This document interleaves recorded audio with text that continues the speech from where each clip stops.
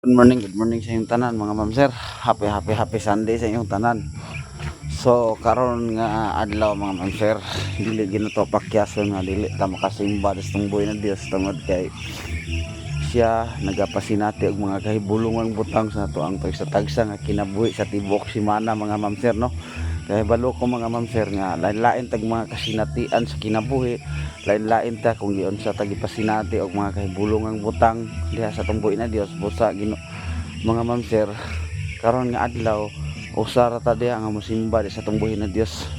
Lain-lain man tag na sinati pero karon nga adlaw usa ta nga mosimba di sa tungboy na Dios no.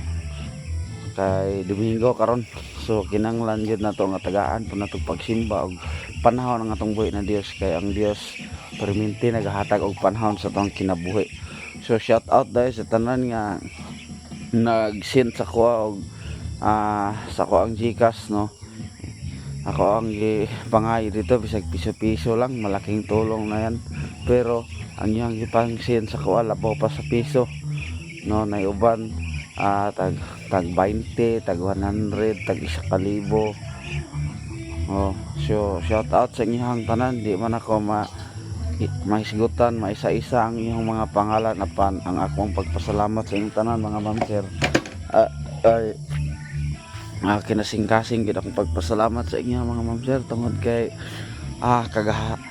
kagahapon mga ma'am sir nakapalit gyud mi og bugas mga ma'am sir og panud-an mo mga ma'am sir nang dako jud kayo ang inyong ang akong pagpasalamat sa inyong tanan tungod kay sa piso-piso dagko kay inyong ipanghatag no, nang sa inyo ang ipanghatag mga ma'am sir, nakalikom jud ko og hapit duol 4,000 mga ma'am sir.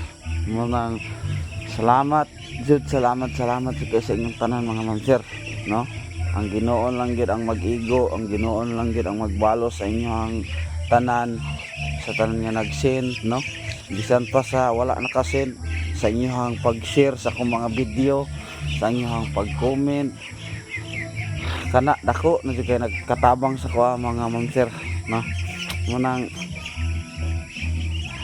salamat jud sa inyong tanan mga ma'am sir, kay magpahibalo lang po ko sa inyong tanan mga ma'am sir.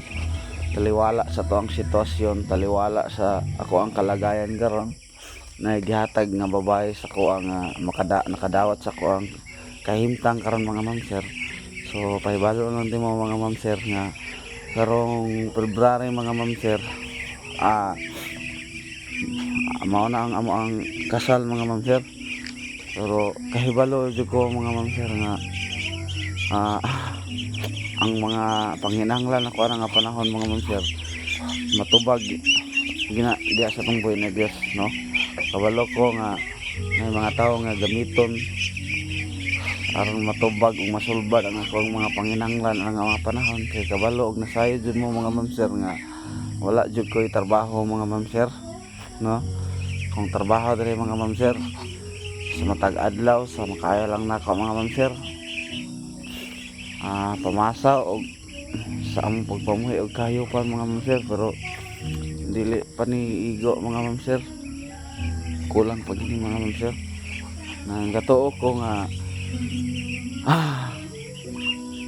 dili jud ta pasagdaan sa tungboy na Dios no, kay ako mismo saksi jud nako na sa akong kinabuhi, taliwala sa akong kahimtang bisag wala ko'y trabaho, pila na katuig nga wala na ko'y trabaho pero wala jud ko pasagdai sa Ginoo.